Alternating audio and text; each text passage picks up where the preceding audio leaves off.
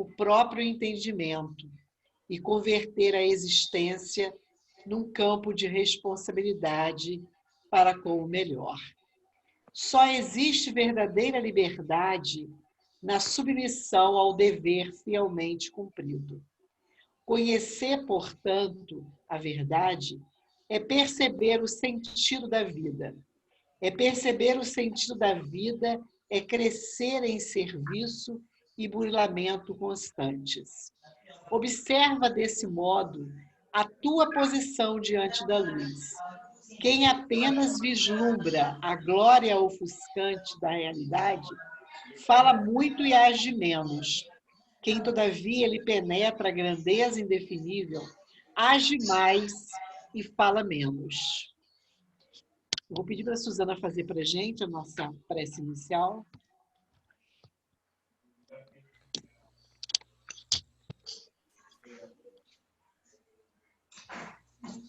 Deus nosso Pai, amado Mestre Jesus,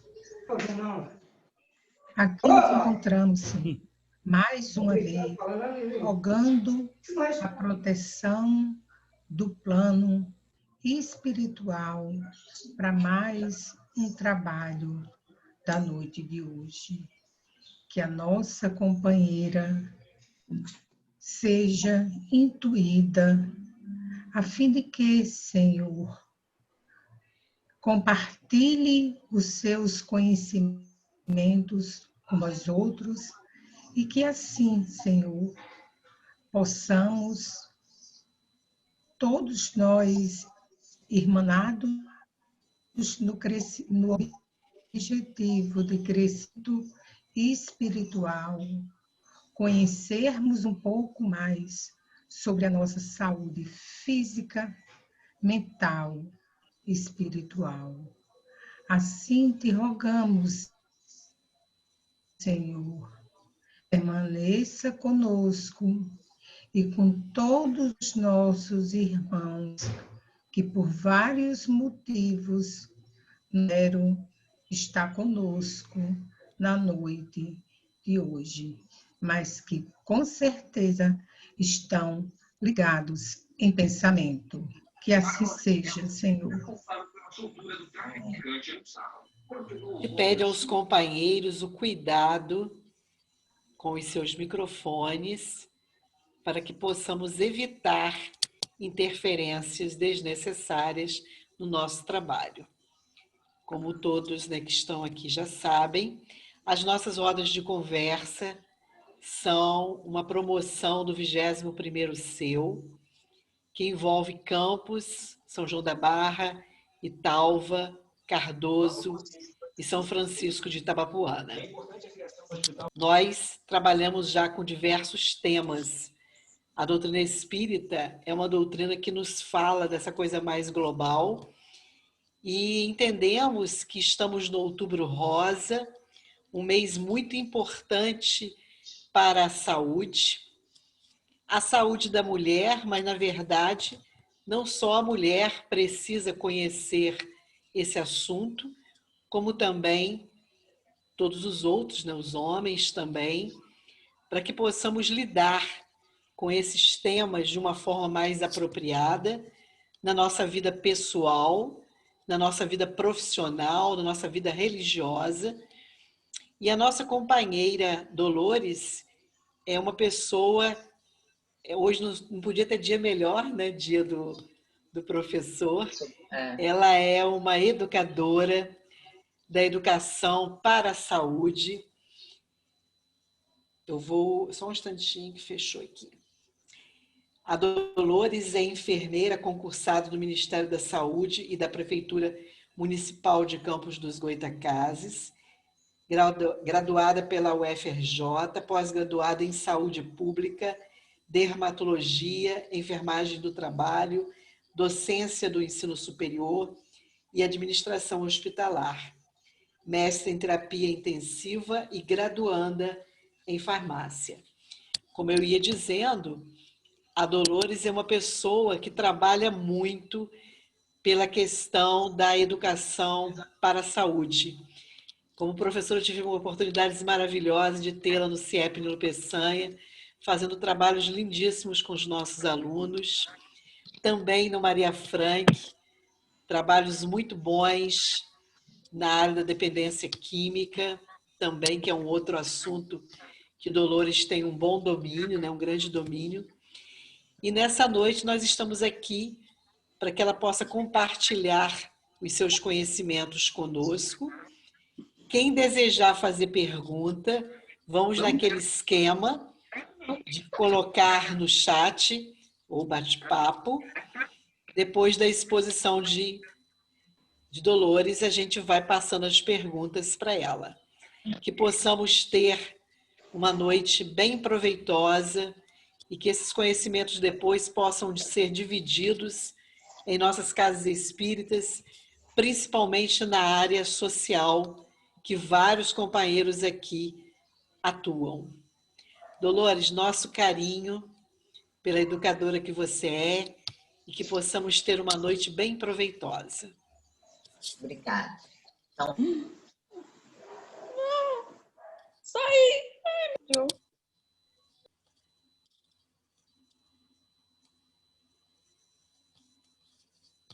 Tá me ouvindo? Ativa, Dolores. Agora sim. Estamos sim. Estão me ouvindo? Então vamos lá. Gente, muito obrigada pelo convite. Prazer imenso estar aqui nesse grupo, né? Interessado em saber mais. E dizer que foi logo na primeira slide, conseguindo ver os slides? Estamos vendo sim, Dolores. Isso, eu coloquei 2 flores do deserto, né? Foi de propósito, porque eu queria provar que um deserto árido, mesmo inóspito, a gente pode ter flores, né? Então, a gente vai conversar um pouquinho agora sobre essa questão do câncer de mama. Muito importante, agradeço os homens que estão aí participando, porque é uma forma importante de vocês darem um apoio caso alguém da família venha a ter uma doença como essa, uma patologia. É muito importante, né? O apoio do marido, do cunhado, do filho, etc. Então, a gente vai falar um pouquinho sobre a anatomia da mama, né? A mama, ela foi feita, foi criada, né, por nosso Deus maravilhoso para ter a função de amamentar, né? Então, vocês vão ver que tem a auréola, tem os ductos lactíferos, né, que são onde o leite é produzido, mas observem que a gente tem essa cadeia de linfonodos ligados principalmente na axila. Não pode botar no celular, não? Não, por que isso vai ser muito importante para vocês entenderem quando a gente fala da questão da mastectomia e da retirada da mama pela questão do câncer, porque a gente vai falar esse termo. Eu tirei a mama e linfonodos axilares, entenderem por que a gente vai usar esse termo. Então, vamos lá, gente. O câncer de mama, ele não tem uma causa única. A gente não pode dizer, eu tive câncer de mama porque a minha mãe teve. Eu tive porque eu usei hormônio. Eu tive porque eu não tive filhos. Na verdade, a gente fala que o câncer de mama é uma doença multifatorial, tá? E está relacionado com a idade, os fatores endócrinos. Quando eu falo de endócrino, eu estou falando de hormônio, a minha história reprodutiva, ou seja, tive ou não tive filhos, amamentei ou não amamentei, fatores comportamentais, genéticos e hereditários. Vamos lá. Quais são os fatores de risco? O que é risco para eu ter câncer de mama? Primeiro, história familiar, com certeza. Se eu venho de uma família que tem mãe teve câncer de mama, prima teve câncer de mama, tia teve câncer de mama, com certeza eu vou ter uma probabilidade maior de vir a ter câncer de mama. Gente, menarca precoce, o que significa isso? Se eu menstruei muito cedo, 9 anos, 10 anos. Em contrapartida, a menopausa foi tardia. Por exemplo, cheguei nos 55 anos, 60 anos e ainda menstruo. Uso de anticoncepcional oral. Nuliparidade, o que é isso? Aquela mulher que nunca teve filhos. Mulheres que fazem terapia de reposição hormonal e mulheres que não amamentaram. Presta atenção, são fatores de risco. Beleza. Só que, até um tempo atrás, a questão alcoólica, sobrepeso, obesidade, exposição à radiação, tabagismo, ato de fumar, não fosse determinante para a questão do câncer de mama. Com certeza, a questão do tabaco, que era específica para o câncer de colo de útero, tá? Eles fizeram raspados do colo do útero e encontraram nicotina em vários pacientes. Então, sabia-se disso. Mas, a partir, né, também agentes carcinogênicos, ou seja, agentes capazes de causar câncer de mama, também o fato de beber, o fato de estar de sobrepeso, ao fato da obesidade e principalmente a questão do fumo, de fumar. Vamos lá. E essa questão da radiação ionizante?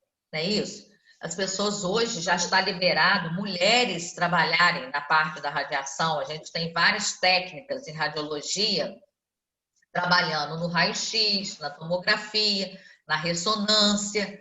E aí, teria alguma relação dessas mulheres que pegam radiação ionizante? Pois bem, o que a Sociedade Internacional fala?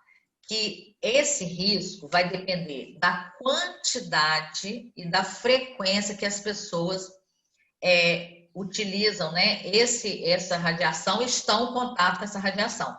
Tanto é que, deixa eu explicar, todas as pessoas que trabalham com radiação, elas são obrigadas a usar durante o trabalho uma coisa chamada dosímetro, que fica na roupa desse paciente, desse funcionário. Então, ele é medido a radiação essa pessoa está sendo exposta.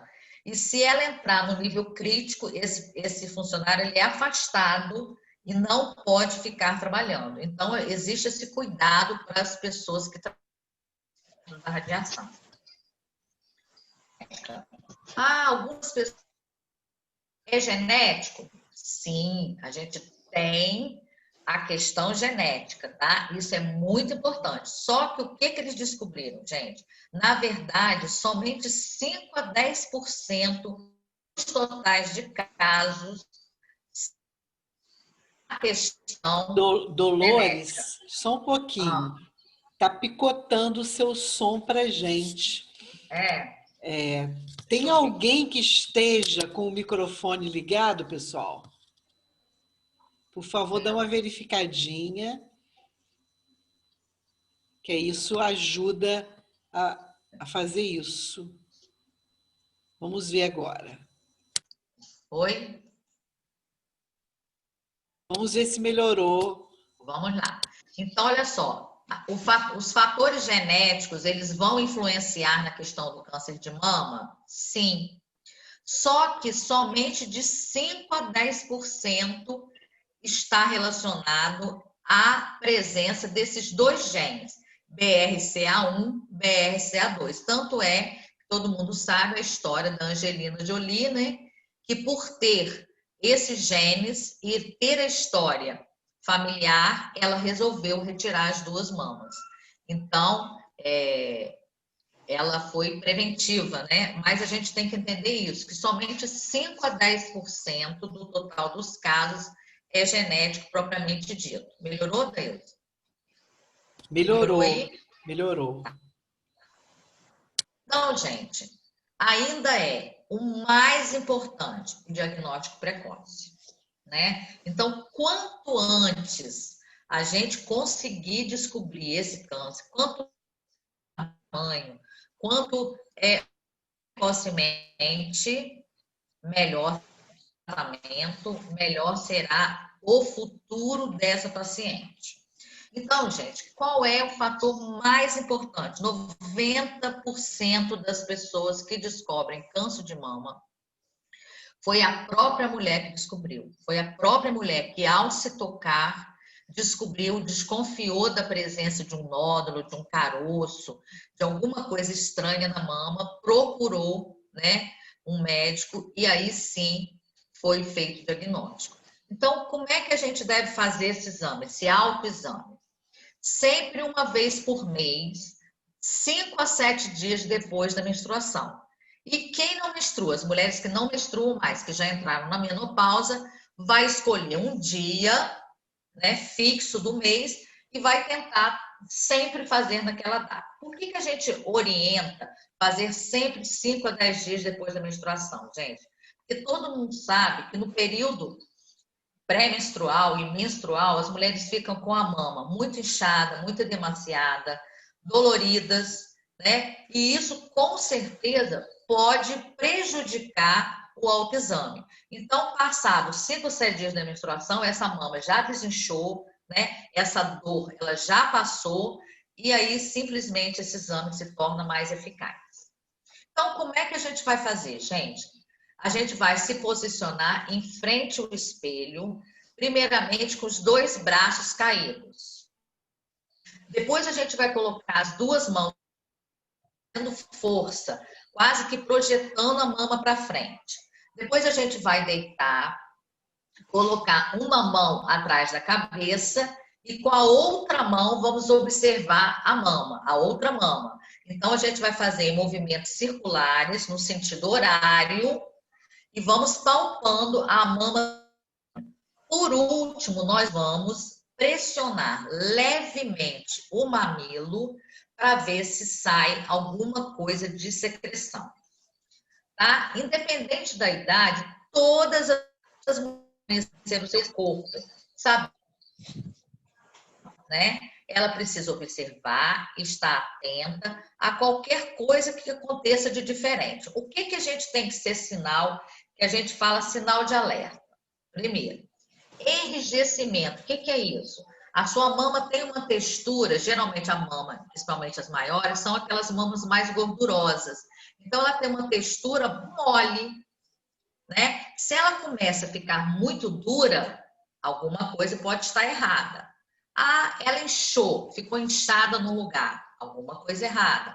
Ondulação, geralmente ela é lisa, se ela começa a ficar ondulada, a gente tem que se preocupar.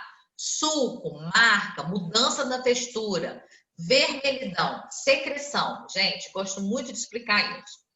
Hoje, nós estamos vivendo um momento que as pessoas estão usando muito antidepressivo, né? Nós estamos vivendo um momento de uma certa ansiedade coletiva, ainda mais com a questão da pandemia.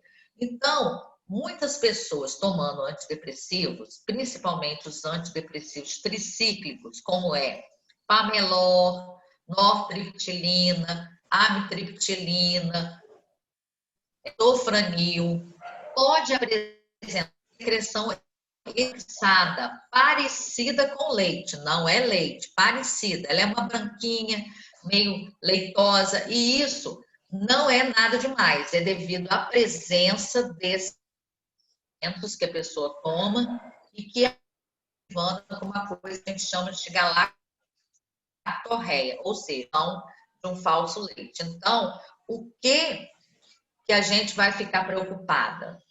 Se você estiver perdendo secreção pelo seio, vermelha, sanguinolenta, esverdeada, amarronzada.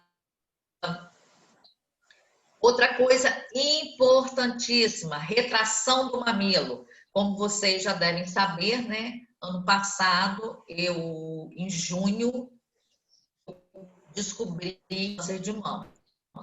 E aí, eu vou comentar isso porque em abril, início de abril, eu tinha feito uma mamografia e um ultrassom, ambos normais.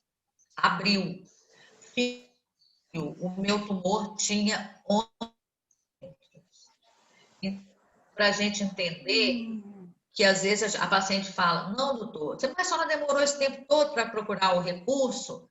Não, estava normal, vocês estão entendendo? Então, realmente, pode acontecer alguns tipos de tumores de evolução rápida, tá? Então, para vocês verem, foi questão de 3 a 4 meses, o meu tumor fez 11 centímetros. E uma das primeiras coisas que apareceu foi justamente o mamilo ter invertido. O mamilo, ele é para fora, não é isso? Normalmente. Ele entrou para dentro da mama.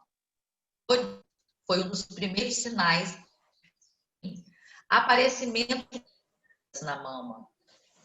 Essa aqui é importantíssimo também. Pele com textura em casca de laranja. A gente fala assim, é exatamente como se você com a casca de laranja. Presença de caroços, mudança de formato, erosões e coceiras. Gente, importantíssimo isso também. Antes de aparecer o caroço propriamente dito, eu comecei a ter uma coceira só no bico do peito esquerdo. Só que eu achei que fosse alergia ao sutiã novo, ou achei que fosse algum bichinho que tivesse mordido, alguma coisa assim. Já era o tumor, entendeu? Que estava acontecendo. Então, como eu falei para vocês, vermelhidão, inchaço, dores, sensação de caroços, mesmo que você não sinta um nódulo exatamente, a pele ficando espessa, apresentando alguma costa, alguma ferida, essa questão dessa coceira insistente e essa questão da casca de laranja. Então, eu botei para vocês aqui essa foto para vocês verem que é exatamente isso aqui, ó. Essa questão dessa casca de laranja mesmo, fica essa pele mais enrugada, os pontos dos pelos mais dilatados. E aqui do lado eu coloquei a presença de uma secreção amarronzada saindo do bico do peito. Todos dois sinais de que você tem que procurar um médico mastologista o mais rápido possível.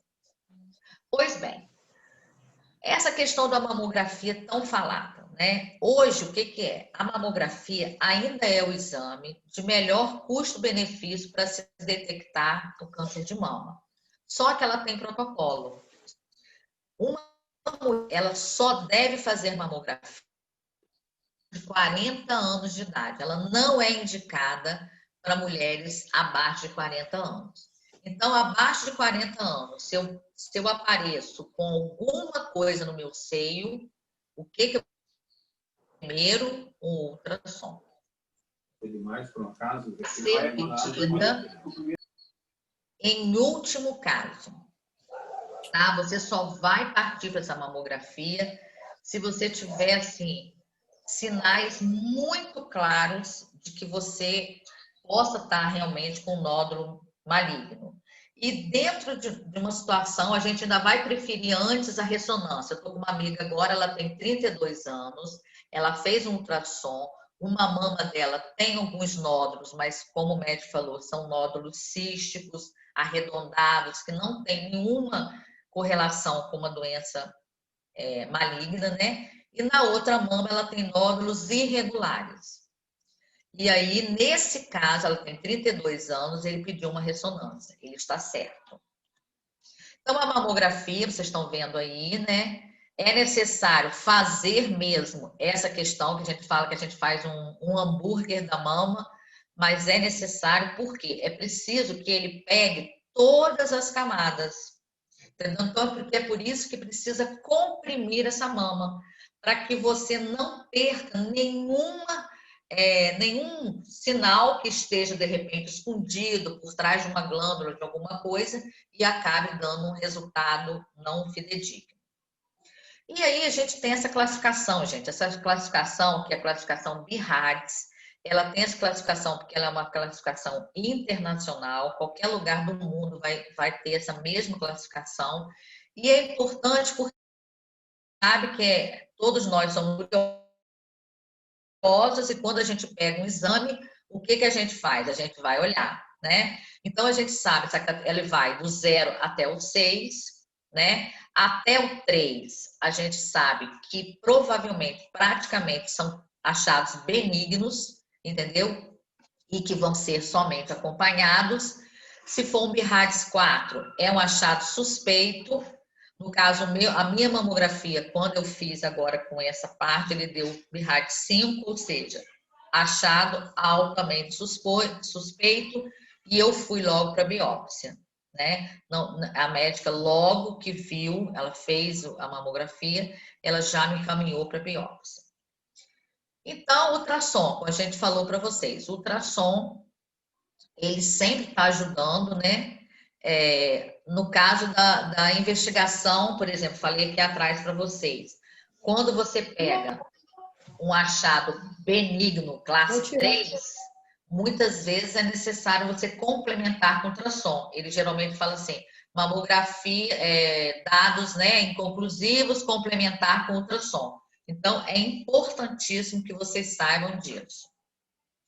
Bem, tá aqui o ultrassom, né? E aí eu mostrei um exemplo de um nódulo aqui na mama e o ultrassom identificando.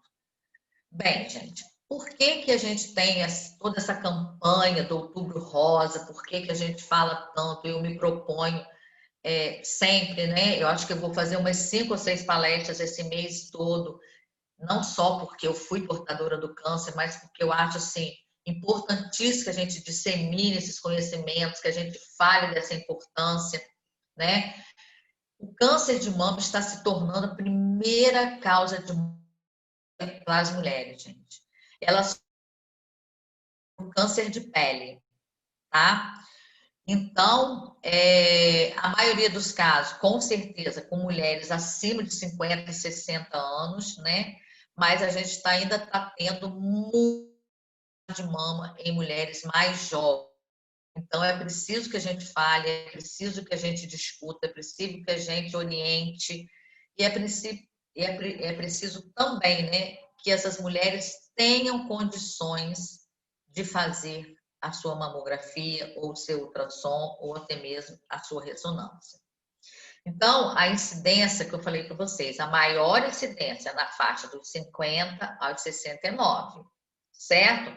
Mas já foi determinado, né, pela Associação Brasileira de Ginecologia que toda mulher a partir de 40 anos faça uma mamografia, que a gente chama de mamografia de controle. Ou seja, gente, outra coisa, fez a primeira mamografia, tem que guardar essa mamografia bem guardada, porque ela vai servir de referência para todas as outras que você for fazer a partir daí. Então, fazer a primeira e guardar. Bem, como eu falei com vocês, aquelas mulheres que possuem risco aumentado, né? Que tem câncer de mama antes dos 50, parentes próximos, como mãe, irmã, histórico familiar, ou até mesmo história de câncer de mama em homem, tá? É raro, mas existe 1% de câncer de mama em homens, tá? Então, ela deve começar o seu tratamento mais precocemente, o seu acompanhamento, né? Mais precocemente. A chamada corebiópsia ou biópsia. Bem, eu fiz a mamografia, o ultrassom confirmou, né, que eu tenho um nódulo ou que eu tenho uma alteração, uma das mamas. Por quê?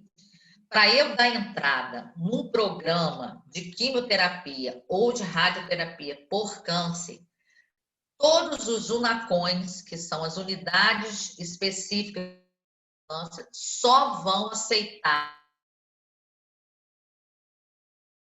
ou de químio ou de rádio com um exame de biópsia. Ninguém vai fazer tratamento só com mamografia, só com ultrassom ou só com ressonância. Porque é através da biópsia, através do exame histopatológico, que o patologista determina qual é o tipo de câncer que você tem, né? E aí, dependendo do qual tipo de câncer você tem, vai ser um tipo de quimioterapia que você vai tomar. Entendeu? Então, por isso que algumas começam com a químio, faz a cirurgia, depois faz rádio. Outras começam com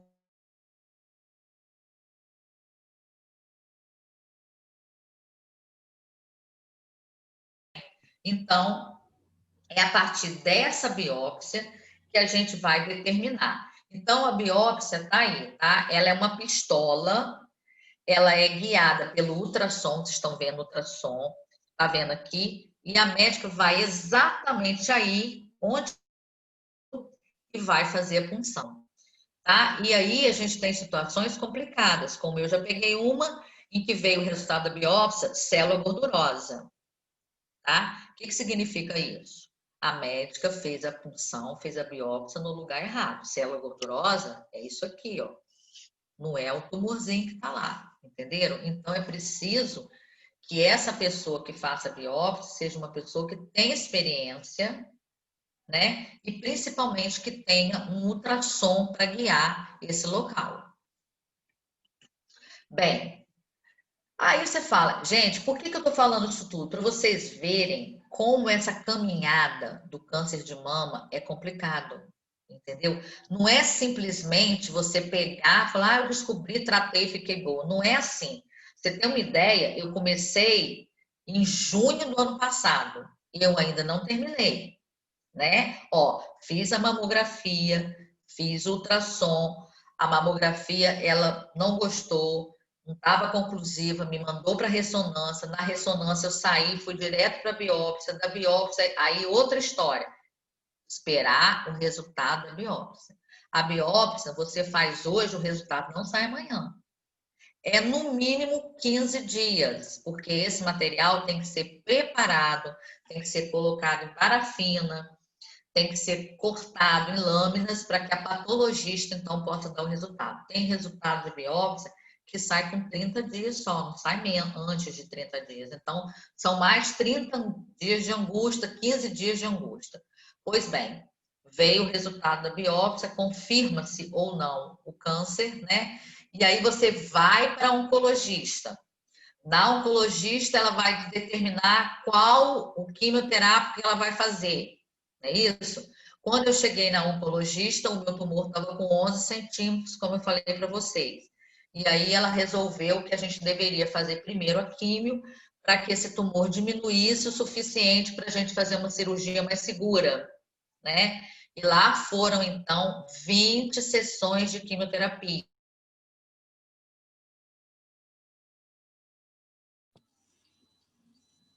Oi, Dolores. Dolores, eu acho que congelou. Vermelhas. Essa última frase sua, a gente não ouviu porque congelou. Essa Então, última informação. Então, voltando. Quando eu fui parar na oncologista, eu estava com 11 centímetros. Pelo laudo da biópsia, ela decidiu que nós iríamos fazer primeiro 4 sessões de quimioterapia vermelha. Por que eles chamam de vermelha? Porque a injeção é vermelha, tá? Parece que você está tomando até sangue, porque é uma seringa com injeção vermelha. Pois bem, a médica foi muito clara comigo, falou, Dolores, a injeção vermelha, né, que é a ciclofosfamida, ela tem os seguintes efeitos colaterais. O cabelo vai cair todo, a sua unha vai ficar preta, você vai se sentir cansada, sua imunidade vai cair bastante. Eu cheguei ao ponto, eu comecei o tratamento com 11 mil leucócitos e eu cheguei a 2 mil leucócitos. Então, era ficar quietinha dentro de casa, não pode sair, não pode ter contato com as pessoas, não pode abraçar, né? Isso tudo antes de vir a pandemia, gente. Eu já estava nessa, né? Porque a imunidade foi para 2 mil leucócitos. Pois bem, terminadas 4 sessões vermelhas, o tumor diminuiu pouquíssimo, praticamente diminuiu 1 centímetro. E aí ela falou, não podemos operar ainda. Por que a gente fala branca? Porque a cor da medicação é branca, né? Branca transparente. Então, fizemos 16 brancas. A vermelha ela é tão forte que a gente faz uma a cada 3 semanas. E a branca, como é mais branda, a gente faz uma por semana. E tem seus efeitos colaterais, né? Eu fiquei com as mãos dormentes, os pés dormentes, também muito cansada ainda. E aí terminamos, então, as 20 sessões. terminadas 20 sessões, finalmente o suficiente para que eu fosse para a cirurgia, tá? Então, nós fizemos a cirurgia, que a gente vai chegar daqui a pouquinho a explicar. Mas aí, vamos lá. Por que que eu preciso, além de tudo, fazer outro exame, chamado imunohistoquímica? O que que é isso?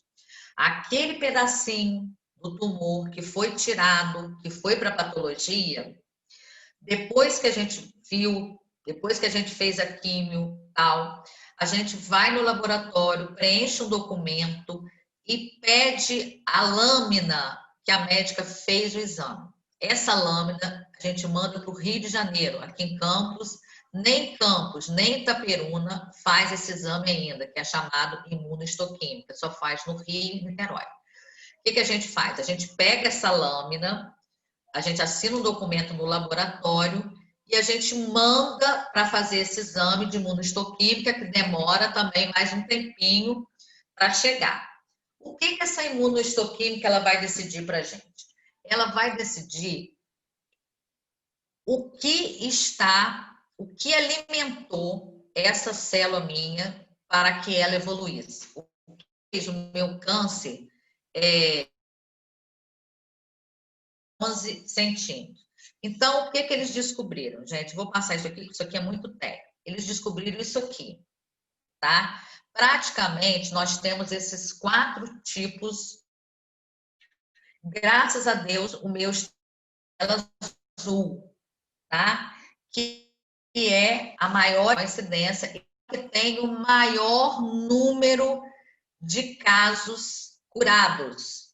Por quê? Porque eles já conseguiram fazer um estudo e já conseguiram descobrir quais são os medicamentos que funcionam bem. O que significa isso aqui? RH positivo, HER2 negativo. Significa que eu sou estrogênio, progesterona positivo. Ou seja, o que causou o meu câncer? O meu hormônio, o meu próprio hormônio, meu hormônio feminino, no caso, estrogênio e progesterona. Ah, Dolores, mas como que isso aconteceu? Isso aconteceu porque depois da menopausa eu ganhei 20 quilos. E aí eles descobriram que as células gordurosas do sobrepeso da menopausa produzem estrogênio. E esse estrogênio alimenta as células cancerígenas. Então, hoje eu sei que o meu câncer foi causado pelo meu aumento de peso. Pelo aumento depois da menopausa. Então, foi a menopausa mais o aumento de peso, tá? O que é o triplo negativo? Eu já fui numa palestra que a mulher perguntou: ué, mas se eu sou triplo negativo, tô ótima, não é isso tudo negativo. O que é o triplo negativo? É o pior que tem. Por quê, gente? Não é nem estrogênio, não é nem progesterona, nem é o HER, que a gente já... Ou seja, dos câncer triplo negativo é sorte. Entenderam? A gente vai fazer uma coisa chamada de tentativa. Os médicos vão tentar e ver o que vai responder. Tá? Quando eu tenho o HER negativo, aliás, o HER positivo, mais hormônio, estrogênio e progesterona negativo, como esse aqui, 8%, eu já tenho tratamento. Porque o HER também já tem tratamento. Não responde tão bem quanto esse azul, mas já tem tratamento, tá? E quando eu tenho os 2 positivos, eu também tenho tratamento. Só que aí é um tratamento mais longo, porque eu tenho que fazer primeiro o que pega estrogênio e progesterona e depois pegar o que pega o HER. Então, o tratamento é mais longo. Bem, ressonância magnética. O que a gente faz? A ressonância magnética, geralmente, ela é usada para fazer o rastreamento. Como eu falei para vocês, olha, o meu tumor tinha 11 centímetros, eu fiz a primeira fase da químio e esse tumor, a palpação diminuiu muito pouco. Como que eu teria que ter certeza se diminuiu ou não? Fiz outra ressonância magnética. E a ressonância magnética, ele tem a capacidade de medir, né, esse tumor. E aí ele mediu e viu que eu fui de 11,5 para 10. Ou seja, ele diminuiu somente 1,5 centímetros. E os médicos, eles não fazem a cirurgia com tumores maiores que 4 centímetros, tá? Então, eu tive que terminar para poder fazer a cirurgia. Só mostrando aqui para vocês, o que é a ressonância magnética, tá? Não sei se vocês já... Para mim, foi um dos piores exames que eu fiz, porque te dá uma sensação de claustrofobia muito grande, você tem que ficar dentro do tubo. Vou mostrar para vocês em que posição, tá? De costas. Aqui tem 2 buracos, aonde a mama fica dentro, tá? E nesse caso aqui, você está indo de costa. No meu caso, eu fui de cabeça. Então, você vai ficar dentro do tubo da ressonância bastante tempo. Eu falei que eu simplesmente tenho um telefone, um microfone ligado aí, não sei de quem, dá uma olhadinha. Já desliguei. Isso. Eu tive que ficar, eu acho que eu nunca rezei tanto como essas 2 ressonâncias que eu fiz, porque te dá... Isso aqui, gente, é tão imprensado que quando eu respirava um pouquinho mais forte, as minhas costas batiam aqui em cima. Então, me dava uma sensação de prisão muito grande. Pois bem, além disso tudo, falei com vocês como que é uma via sacra, como que é uma coisa complicada. Você tem que fazer também um chamado exame de sangue que faz marcador tumoral, tá? Você tem que medir no seu sangue o CEA e o CA15-3. São 2 exames que eles detectam, tá? O CA15-3, ele é específico para CA de mama, tá? É o chamado antígeno carcinoma embrionário. Então, vocês estão vendo que o valor de referência é 30, se eu não me engano, o meu estava 153. Para que é isso? Para você ter certeza que o médico não está te enganando, que realmente se trata de um... Tá? O que é o tratamento neoadjuvante? Como eu falei para vocês, é o que aconteceu comigo, né? Como o meu tumor estava muito grande, eu precisei fazer a quimioterapia, chamada quimioterapia neoadjuvante, para poder fazer a cirurgia. Quando você pega um tumor muito pequeno, né? Por exemplo, 1 centímetro, que não tem linfonodo comprometido nem nada, você pode fazer uma cirurgia mais simples, que é a chamada quadrantectomia. Ou seja, ao invés de você retirar a mama inteira, você retira só um quadrante. Com certeza é uma cirurgia menos agressiva, tá? Mas no meu caso não foi possível. Eu precisei tirar a mama toda, porque a médica foi bem clara: Dolores, eu não posso arriscar de ficar uma célulazinha aí, porque vocês sabem muito bem que a célula do câncer, ela se multiplica, e simplesmente se eu ficasse uma célulazinha, poderia mais tarde eu vir a recidivar. Então, o que é a mastectomia que eu falei com vocês? É a retirada total da mama, que é feita também com a retirada dos linfonodos, aqueles primeiros que eu mostrei lá para vocês, que ficam na axila. Geralmente, a mastectomia radical com esvaziamento ganglionar de axila correspondente à mama, no caso, ou direita ou esquerda. Então, vocês estão vendo aqui, né? Essa mastectomia foi para cima, mas a minha foi para trás até as costas, tá? Então, depende muito do tipo de tumor. Bem, achei legal isso aqui para mostrar para vocês, né? Que essa mama, a minha foi assim, bem no meio, e essa aqui já é uma mama que foi reconstruída, né? Ele provavelmente colocou um silicone e depois existem alguns tatuadores, inclusive que eles não cobram, eles fazem um trabalho voluntário de tatuar um bico, dando assim uma melhora bem grande na autoestima dessa mulher.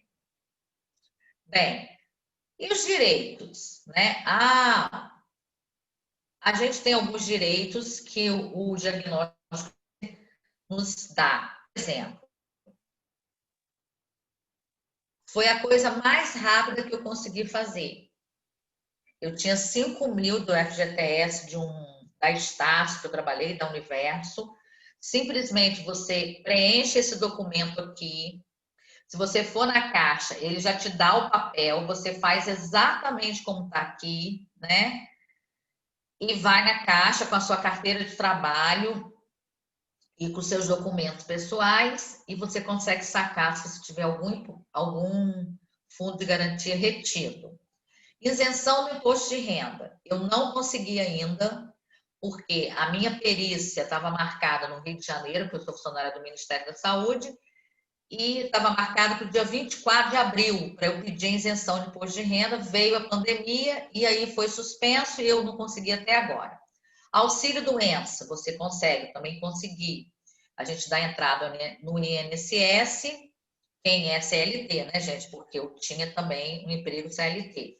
E você recebe um salário mínimo por mês de auxílio doença. Isenção de PTU. Infelizmente, Campos não aderiu, tá? Então, eu fiz o processo pedindo a isenção de PTU, mas Rafael Diniz indeferiu o processo. E compra de veículo, 100% de desconto. Então, aqui é o saque, o auxílio-doença, como eu falei para vocês, você terá direito, sim, você tem que fazer a perícia no INSS, e o médico do INSS foi muito bom comigo, ele me deu 1 ano. Para vocês terem uma ideia, o meu auxílio-doença só deu mais de 1 ano, não, eu demorei um pouquinho para entrar. Ele me deu até dezembro agora eu estou de licença, de auxílio-doença. E essa que eu falei para vocês, né, que foi... E isenção do imposto de renda também mas eu ainda não consegui, porque eu estou... Aqui em Campos eu já entrei com o processo também, o processo está na Procuradoria, mas ainda não foi liberado. E no Rio está faltando que eu vá fazer a perícia. Então, gente, o que eu quero dizer para vocês de uma outra parte agora? Eu quero dizer para vocês que depois dessa história toda de eu ter tido esse câncer, eu comecei a estudar muito, a pesquisar muito, entendeu? Sobre esse assunto. E eu li um livro muito interessante de uma médica, se eu não me engano, ela é boliviana, em que ela escreveu um livro chamado Tire esta mágoa do peito, tá? Em que ela estudou não sei quantas milhares de mulheres que tiveram câncer de mama, principalmente do seio esquerdo. A maior parte das mulheres que tem câncer de mama é do seio esquerdo. Por quê, gente? É o lado do coração, é o lado do sentimento, entendeu?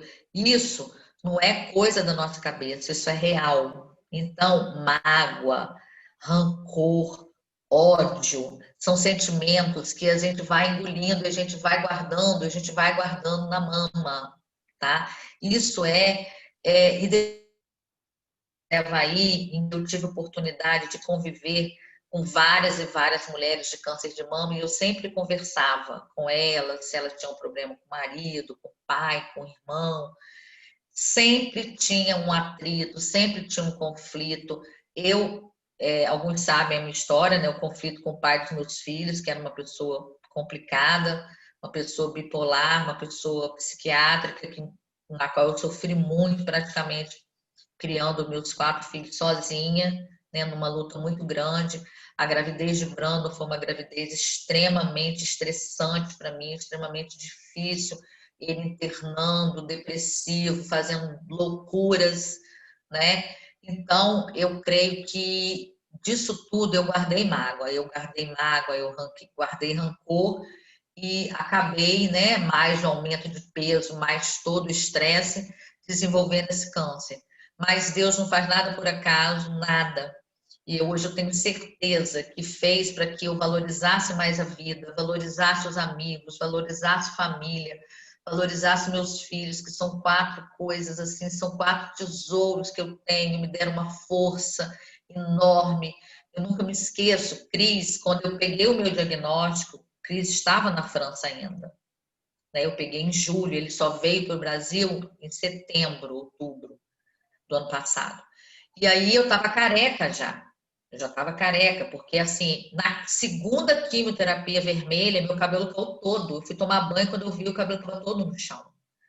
Foi assim, é um choque. Não deu tempo nem de eu cortar, né? Ele caiu todo, eu fiquei totalmente careca. Aí Sátia falou, mãe, a gente tem que avisar a Cris, porque ela tomou um susto com a senhora. E aí ela foi e falou.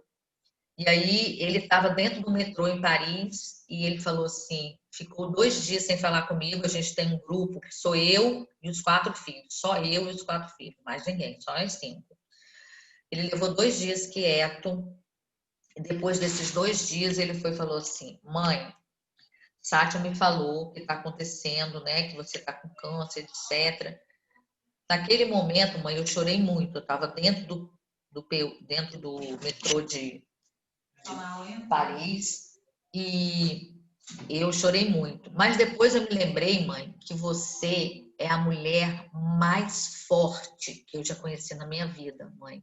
Você é guerreira, mãe. Eu tenho certeza que vai ficar tudo certo, que vai ficar tudo bem. Em breve eu tô chegando para te dar muito beijo, muito abraço. E foi assim, né, que Sátia não sabia o que fazia para mim. Eu fiz todo o tratamento em Itaperuna, né? Graças a Deus ela estava lá como médica, como residente e consegui tudo, sabe? Numa rapidez praticamente grande, porque eu peguei o resultado em julho, dia 8 de agosto eu já estava fazendo a primeira quimioterapia. Sou grata pela minha família, que em todos os momentos, minhas irmãs, meus primos, todos mandando mensagem, e vocês, e muitas orações, muitos alunos, foi uma vibração muito grande, muito positiva. Mas a gente sabe que isso tudo acontece, mas tem que começar de você. Então, eu falei, não, eu quero viver, eu preciso viver, eu quero conhecer meus netos, porque eu não tenho nenhum ainda, né? Nenhum, nem do Elis, nem da Sátia, nem do Krishna. E eu preciso estar viva, eu preciso estar bem, eu preciso ser um exemplo, eu preciso ter um diagnóstico de câncer, de morte, né? Embora eu tenha perdido algumas amigas do grupo nesse 1 ano, né? Foram 5. A gente faz parte do grupo das mulheres guerreiras, que são mulheres com câncer de mama.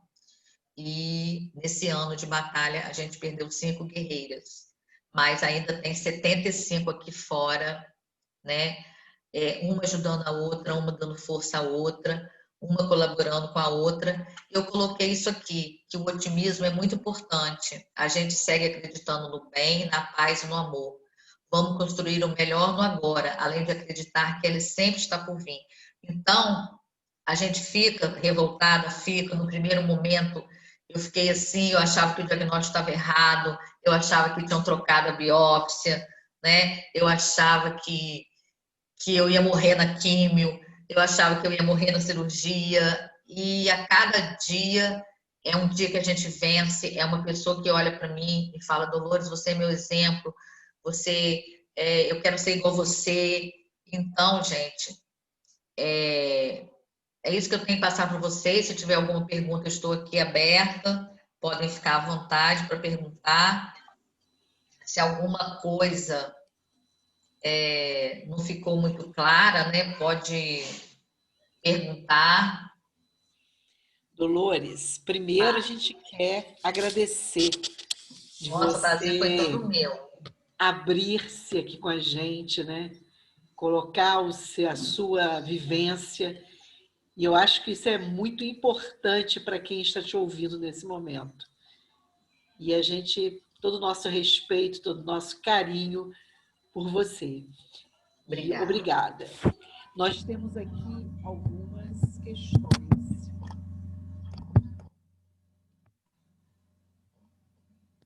Está me ouvindo? Vou formular a pergunta.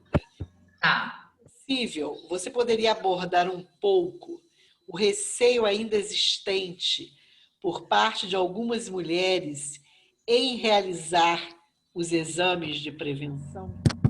Sim. Vou te explicar, a gente até discutiu isso na palestra lá do Ciprozep. Existe um medo, né? um medo da verdade. Tipo assim, e se eu tiver? Gente, é isso que eu quero passar para vocês. Quanto antes você tiver certeza que você tem, maior a chance da sua cura. Então, não tenha medo, tá? Não tenha medo. Então, é o que tem que fazer. Vamos lá. Primeiro, o que eu tenho que fazer? Já tenho 40 anos, vou fazer a minha mamografia, eu tenho que fazer, né? Eu apareci com nódulo, fui na mastologista, o que ela pediu? Ultrassom? Vamos fazer ultrassom. Vamos fazer biópsia? Vamos fazer biópsia. Gente, agora o que eu sempre falo, é preciso que você encontre um médico que você tenha confiança nele. Médico é cumplicidade. A gente precisa confiar nele. Como eu falei com vocês, a minha médica, ela jogou limpo comigo. Ela falou, Dolores, não vou mentir para você. Existe a chance de não dar certo, existe a chance da quimioterapia não fazer efeito. Mesmo assim, você vai perder o cabelo, você vai... A minha unha ficou preta, da Ilza, parecia que eu tinha levado uma cacetada. Sabe quando você leva uma cacetada no dedo e ele fica roxo? Ficou tudo preto. Às vezes eu ia fazer a unha, eu falava assim, minha filha, isso não é fungo, não, pode ficar despreocupado, porque parecia aqueles fungos de preto. Eu falei, isso aí é quimioterapia, mas todos os dedos. Uma dor nas pernas, daí parecia que eu tinha levado uma cacetada de pau nas pernas, entendeu? Um cansaço. Mas para vocês, a gente sabe que nunca não tem. É o que fala, conhecereis a verdade vos libertará. A liberdade, a verdade, ela não tem, tipo assim, não existe meia verdade, sabe? É isso que eu sempre falo. Meia verdade é uma mentira inteira. Então, o que a gente tem que ver? Eu tô com câncer, eu veio a biópsia, estava lá, Dolores, biópsia, carcinoma ductal infiltrante classe 2. Tá. Aí sim, Dolores, o que existe de tratamento para carcinoma ductal infiltrante 2? Qual é o protocolo? Tá? Aí tem muita coisa na internet, você vai ver que tem gente tomando coisa que não deve, chá que não deve, fazendo garrafada. Gente, vamos ver. A minha médica falou, Dolores, ó, tudo que for para imunidade, você pode tomar. Então, o suco verde é bom? Show. O suco com inhame é bom? Ótimo, aumenta a imunidade.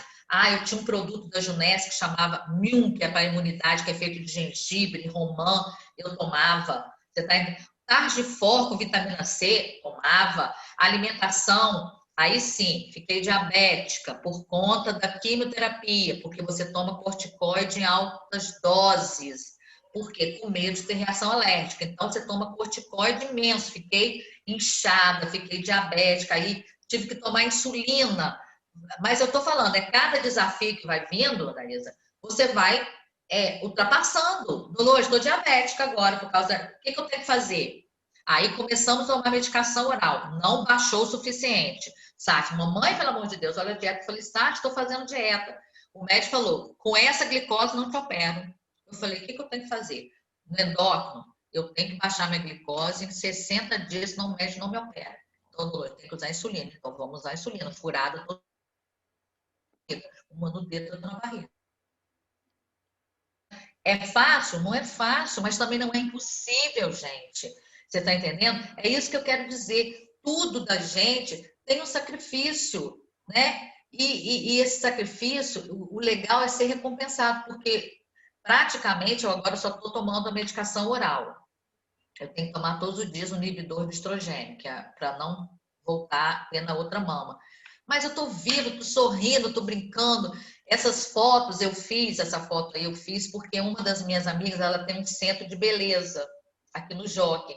E ela fez uma proposta. Dolores, se você fizer umas fotos para mim do Outubro Rosa, eu dou para você um dia inteiro de tratamento para suas amigas do câncer de mama. Então, no dia 26, é uma segunda-feira, normalmente ela não abre o salão, ela vai abrir o salão para atender as minhas amigas que estão com câncer de mama, ter autoestima. Gente, eu fiquei sem sobrancelha, fiquei careca sem sobrancelha. Ela vai fazer sobrancelha de rena, unha, drenagem linfática. Meu braço, é lógico, um é mais inchado do que o outro, porque o lado que tirou a mama, eu falei com vocês, tirou 14 linfonodos da axila. Então, é lógico que o retorno venoso não se faz da mesma forma. Então, o braço é mais inchado. aí eu tenho que fazer drenagem linfática, ela vai fazer unha, cabelo, drenagem. Então, segunda-feira ela vai abrir a clínica com todas as colegas dela, com todas as funcionárias para atender as pacientes de câncer de mama no Outubro Rosa. Então, foi por essa razão que eu fiz essas fotos. Mas eu também achei lindas as fotos, achei assim, sabe, de uma pureza e mostrar que mesmo sem uma mama, eu juro, eu fiquei assim um pouco preocupada, porque a gente não tem como a gente não falar que mexe com a sexualidade. Mas depois eu olhei para mim, falei assim, gente, quer saber de uma coisa? Gente, eu sou bem-humorada, divertida. Eu não vou ficar triste por causa de um peito, não, porque eu acho que eu sou muito mais do que um peito. Não é isso? Eu sou muito mais. Se botar o conjunto todo, um peito é só um detalhe. E a Elias foi muito bacana comigo. Meu companheiro, ele falou, eu falei, não, um dia eu surtei, gente, vou falar a verdade. Surtei, falei, não vou tirar peito nenhum, vou morrer, não quero saber, se eu tiver que morrer, eu morro, e acabou e tá acabado. Aí ele, amor, não faz isso não. Eu prefiro você com um peito só do que eu enterrar você com dois. A médica foi clara pra gente, ela falou que se você não tirar, a chance de ele fazer uma metástase é muito grande, porque está encostado no músculo do pulmão, entendeu? Então, pelo amor de Deus, eu não quero te enterrar com dois peitos, eu quero você vivo do meu lado, mesmo que seja com um seio só, entendeu? Aí eu parei para pensar, eu falei, quer saber de uma coisa, gente? É verdade, eu tô rindo, tô ouvindo, tô vendo, eu tô ajudando as pessoas, entendeu? Aí sempre aqui em casa vem sempre alguém pedir comida, e isso eu aprendi com a minha mãe, eu sempre que eu tenho, eu dou, só não dou mesmo se eu não tiver. E eu falo para os meus filhos, eu sempre agradeço a Daísa, eu estar do lado de cá, né? Eu estar no lado que pode dar. Porque eu não sei que situação na minha vida, qual seria o meu fator desencadeante, que de repente eu poderia estar do lado de lá também pedindo, né? E sendo uma pedinte na rua. Então, eu agradeço a Deus em todos os momentos, porque eu estou do lado de cá e posso ajudar. Não sei se eu Maravilha. consegui esclarecer. Maravilha, Dolores. Então, Dolores, medo é uma coisa, só terminando, o Krishnamurti, que é um autor que eu gosto, ele fala o seguinte: o medo é uma forma de você dissipar energia desnecessariamente, entendeu? É uma forma boba de você perder. Vai, encara, entendeu? Se você tiver que perder energia, vamos lá, vamos perder na rádio. Não é fácil fazer a rádio. Depois de 20 rádios, eu fiz 28, eu tive queimadura no tórax, entendeu? De bolhas, que é radiação, entendeu? Tive que parar 10 dias, usar antibiótico, melhorou. Quando melhorou, voltei e terminei. Então, eu tenho assim, muito respeito pelas meninas que passam pelo câncer de mama, porque só eu sei o caminho. É um caminho longo e um caminho árduo, Adaísa. Não é assim, entendeu? Como, por exemplo, você tem câncer de útero. Você vai lá, fez a cirurgia, acabou. Tem cirurgia que você faz, só tira o colo, entendeu? Câncer de colo de útero, só tira o colo, nem tira ele todo. Agora, a questão do câncer de mama, que eu estou falando com vocês, são vários processos, é um protocolo muito grande e você tem que seguir. Não adianta que não dá para eu pular etapas, entendeu? Não tem como pular. Mais alguma pergunta, gente? eu gostaria de fazer uma pergunta. Há poucos dias eu estava aqui na minha casa conversando com a pessoa que trabalha na minha casa e eu estava falando sobre Outubro Rosa, essas coisas de prevenção e tudo. Aí ela virou para mim e falou assim: mas não está fácil conseguir fazer mamografia, não, Daísa. A gente não consegue marcar. Aí eu fiz uma pergunta aqui sobre isso. Como Olha, está o acesso em Campos para os então, exames vou preventivos? falar a verdade. Quando eu estava na administração do HGG, a gente conseguiu fazer 1.500 mamografias no Outubro Rosa. A gente fez e cumpriu. Só que lá está tudo desativado. Onde eu sei que está fazendo com preço acessível e é uma mamografia boa, é no Álvaro Alvim. R$ 90, basta ter um pedido médico. Aí ela pode ir num clínico qualquer, uma coisa, pedir o pedido, e lá as meninas fazem R$ 90 e não tá difícil para marcar, não. É só ir no Álvaro Alvim, no setor de mamografia, tá? Lá é a Leila, Sim. trabalha lá, quartas e quintas. Mas, de qualquer forma, espera que deu instabilidade aqui. De qualquer forma, dá um pulinho lá, R$ 90, o aparelho lá é bom. Ok, maravilha. Eu acho que ainda tem a pergunta que está aqui, você já falou. Por que o braço de quem faz mastectomia até a axila pode inchar quando corta? Por isso que eu te falei, porque eles retiram, para ter certeza que você tirou o tumor e não teve problema, você tem que retirar os linfonodos que ficam na axila. E esses linfonodos é que ajudam no retorno do líquido. Então, geralmente, a paciente que faz mastectomia vai ficar com o braço do lado da mastectomia mais inchado que o outro. Você tem ideia? O meu tem mais 4 centímetros. Eu meço, o braço direito eu tenho 32, o braço esquerdo 36. E olha que eu estou fazendo drenagem linfática. O que ajuda? A drenagem linfática, existem umas meias elásticas para o braço. E outra coisa muito importante, não pode verificar a pressão, não pode tomar injeção do lado que você fez a cirurgia. Tá? Não pode nem tirar a cutícula da unha, que se você tiver uma inflamação, depois demora para cicatrizar, porque não tem um retorno venoso. Então, é um cuidado que eu tenho, por exemplo, fazer a unha assim, só mesmo, não pode tomar injeção, nem verificar a pressão, sempre no outro braço. Tá? Evitar, eles pedem até para a gente evitar usar forno, se for usar forno, usar luva, porque vai que nessa você queima. Faca, muito tem que ter cuidado. Você não pode, não deve machucar o braço onde você fez a cirurgia, por causa dessa questão dos linfonodos que fica inchado. Dolores, você já falou várias coisas aí que tem a ver com o tratamento pós a cirurgia e tudo. Mas você pode então fazer um resumo do que é importante após a cirurgia, daí para frente o que é vital fazer? Então, fez a cirurgia de mastectomia, você entra o que a gente chama no controle semestral. Ou seja, você tem que ir no médico de 6 em 6 meses, tomando a medicação oral que ela vai prescrever para você. Geralmente, as mulheres que já entraram na menopausa, elas tomam uma medicação chamada anastrozol. E aquelas que ainda não entraram na menopausa, tomam tamoxifeno. E o governo dá. Tá? Essa medicação não é comprada, ele dá. Ele fornece para paciente.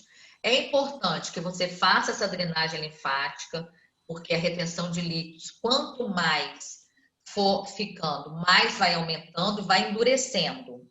Então, se você puder, uma clínica confiável, uma fisioterapeuta confiável, que tem experiência, fazer pelo menos uma vez por semana uma drenagem linfática, ter cuidado para não machucar o braço do lado que você fez a cirurgia, em relação à unha, em relação à queimadura de forno. Você pensa que não acontece, daí acontece coisas que você não imagina, tá?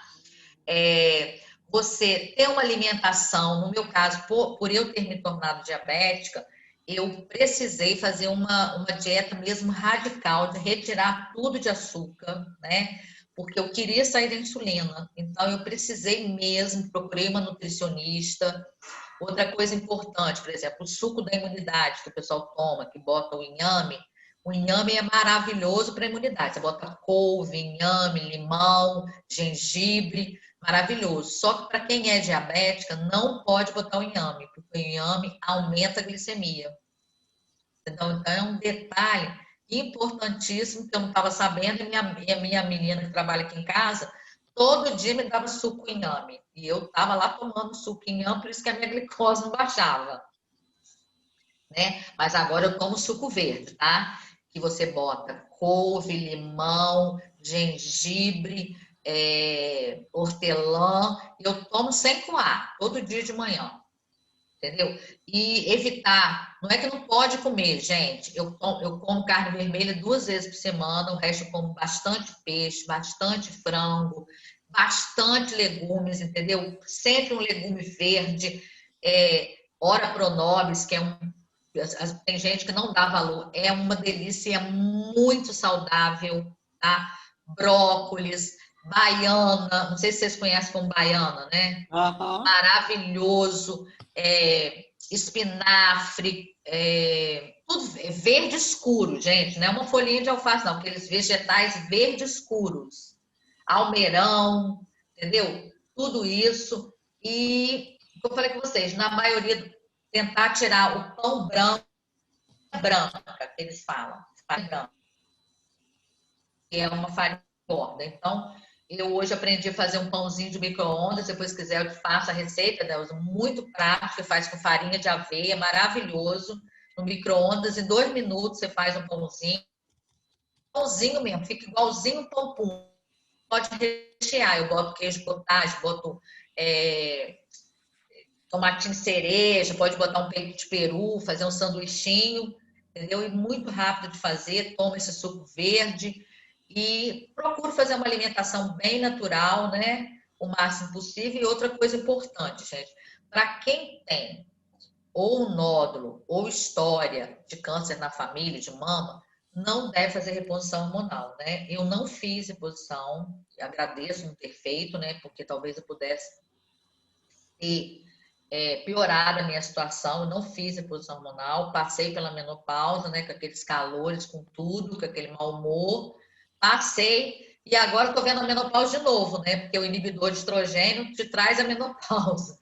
Mas eu estou conseguindo levar. À medida que quando o calor vem, eu boto o ventilador, tomo água gelada e vamos levando, né? Então, cuidado com esses negócios que esse pessoal passa. Uma vez passaram um tal de amaranto. Acho que amaranto é uma plantinha de jardim que tem uns negocinhos assim, parece uma rendinha. Entendeu? Agora já me falaram chá de gaiolinha. Gente, gaiolinha, eu trabalhei no pronto-socorro, gaiolinha cega. Tem um leite que cega. O pessoal está falando que tem uma receita aí de gaiolinha, chá de gaiolinha para tratamento do câncer. Então, gente, vamos procurar saber o que tem fundamento científico.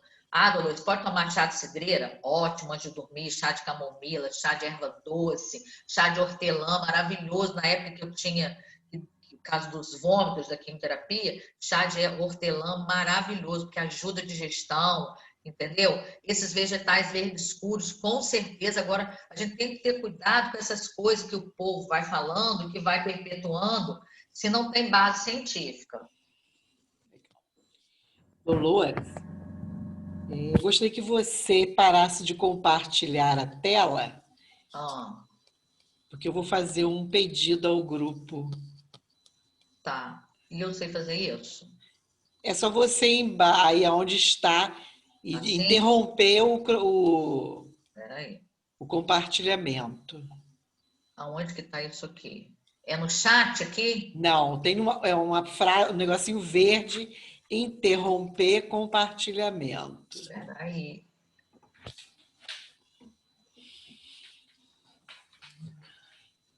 É stop sharing? Deve ser. É isso, Cláudia? Isso. É isso mesmo. É isso? Isso aí. É isso mesmo. É porque eu estou no português. Ah. Dolores, eu gostaria de, antes de fazer os agradecimentos finais, lembrar os companheiros, há poucos dias, eu tive contato com uma pessoa que vive um momento gravíssimo meu Deus, acho que o seu nome agora fugiu da mente. Quando você fica muito sem defesa, Imunidade. Não. Ai, meu Deus. Imunodeprimido? Não. Não. Quando você está com baixo ferro no sangue. Leucemia, não. Não. Pode chegar até a leucemia, mas tem um nome anterior. Que aí você tem que tomar. Anemia ferropriva. Anemia, meu Deus do céu. Anemia. E sumiu a palavra da minha mente. Anemia. E aí, nessa conversa com essa companheira, eu detectei o seguinte, que eu acho que é uma questão nossa no nosso país. A gente não trabalha com prevenção. E aí, quando ela me falou da situação de anemia gravíssima que ela está, e a gente foi conversando, fazia um tempão que não fazia nenhum exame de sangue, ela perdia sangue na menstruação, mas ela achava que aquilo era normal, porque ela estava chegando na menopausa. Uhum. E fica uma reflexão para a gente que a gente precisa cuidar da nossa saúde com esses exames básicos, né? Para que a gente possa detectar os problemas no seu início, né? Então, esse alerta fica para todos, né? Mulheres, homens. A questão do câncer de próstata também é uma questão gravíssima no nosso país, né? Sim. E muitas vezes a vergonha de se fazer o exame leva muitos homens a também não fazer o exame, né? Então, que fique para a gente esse chamamento seu de tanta importância para a prevenção de qualquer doença, né? Não só na questão do câncer, mas nas outras também, que a gente possa se cuidar. Então, nosso agradecimento. Acho que foi uma noite muito proveitosa. O seu depoimento pessoal fez uma diferença muito grande. E eu gostaria de a gente fazer a nossa prece endereçada a você e tantos companheiros que vivem a questão do câncer de mama na nossa cidade, no nosso estado, no nosso país. Então, que nesse momento de prece a gente una os nossos pensamentos por todos esses que sofrem. Mas antes até de fazer a prece, algum companheiro ainda quer fazer algum registro, falar alguma coisa?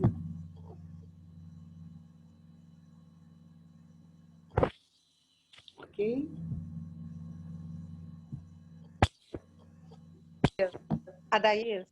Oi. Oi, deixa eu fazer uma... Sou eu, Verônica. Pode falar.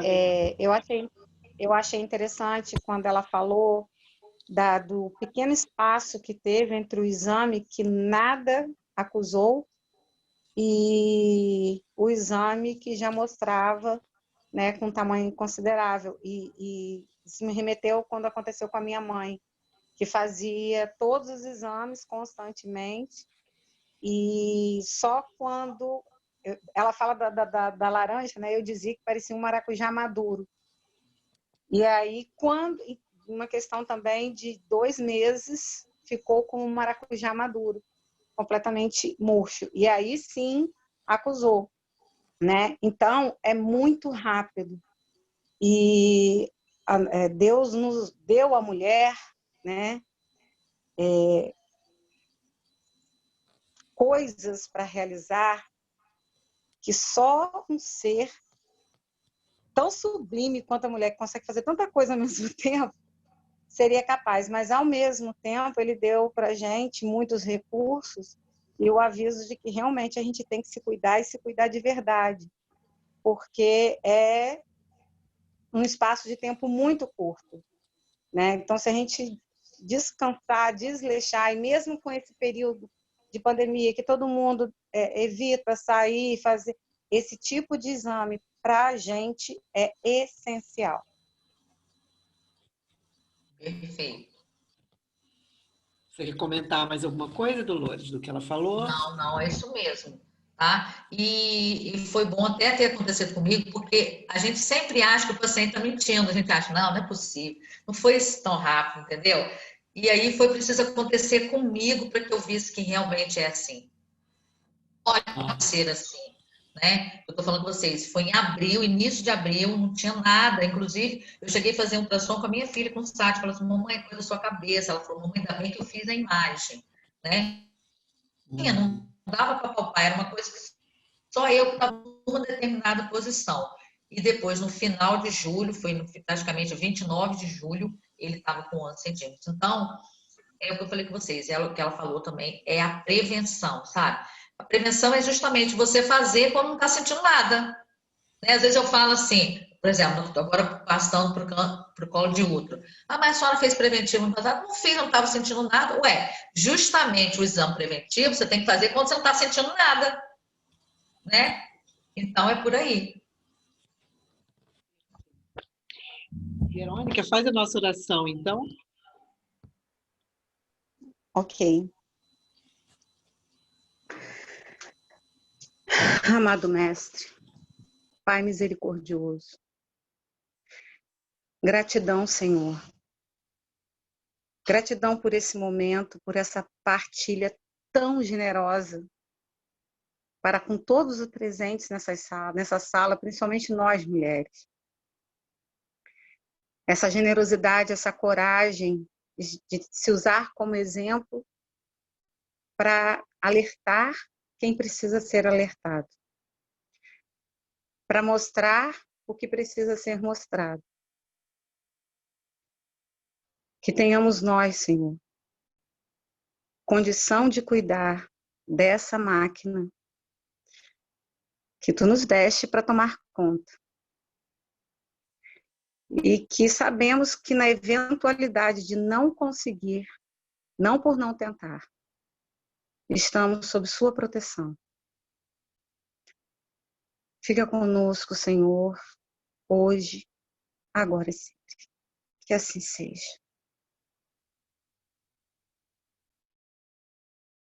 Eu acho que